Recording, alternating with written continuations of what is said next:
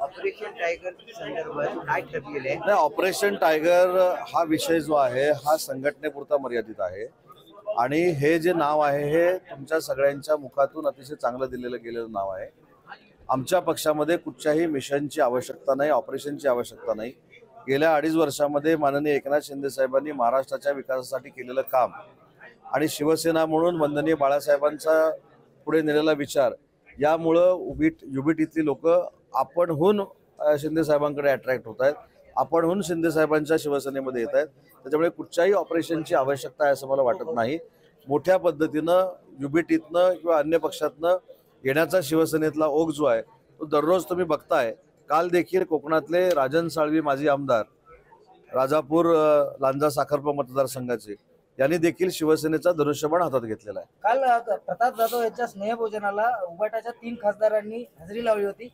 Tiger हे जे operation चालू आहे त्याची शक्यता आहे, पण ते जेवायला गेल्यानंतर असं मला कळलंय की त्यांना आता जेवायला जाताना सुद्धा परवानगी घेतली पाहिजे. आता इथपर्यंत ठीक आहे की जेवायला जाताना परवानगी घ्या असं सांगितलंय. उद्या नाश्ता काय करावा, जेवण काय करावं, त्यातले पदार्थ काय असावेत याचे देखील आदेश निघू शकतील की काय, असं प्रश्नचिन्ह आमच्या सगळ्यांच्या समोर आता उभं राहिलेलं आहे.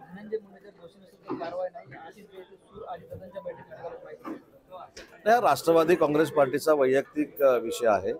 शिवसेना म्हणून आमची भूमिका आहे की संतोष देशमुखची जी हत्या झाली त्याच्या मारेकऱ्यांना फाशीची शिक्षा झाली पाहिजे, कडक शिक्षा झाली पाहिजे, ही आमची भूमिका आहे.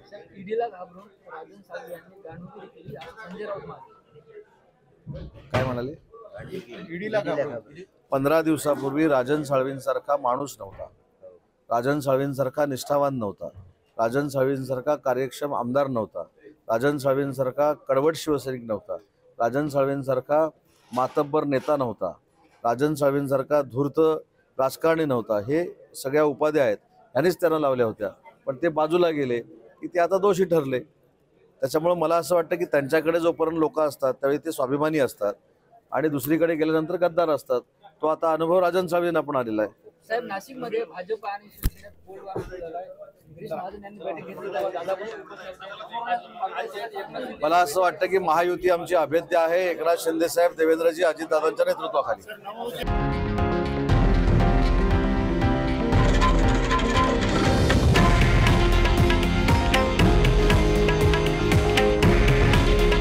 हे आहे देशातील नंबर 1 न्यूज नेटवर्क आणि आपण पाहत आहात TV9 मराठी. काळजी तुमची, हित महाराष्ट्राचं.